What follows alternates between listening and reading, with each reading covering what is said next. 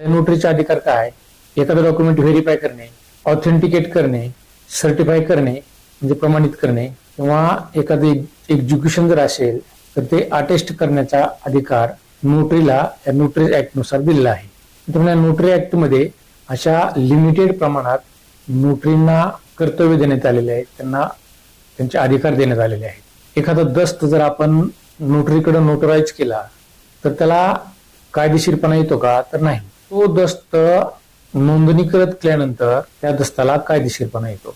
म्हणजे आपण जे अग्रीमेंट करतो, एखादं संमतीपत्र करतो, त्यानंतर त्या दस्ताला कायदेशीरपणा येतो का? तर बिलकुल नाही.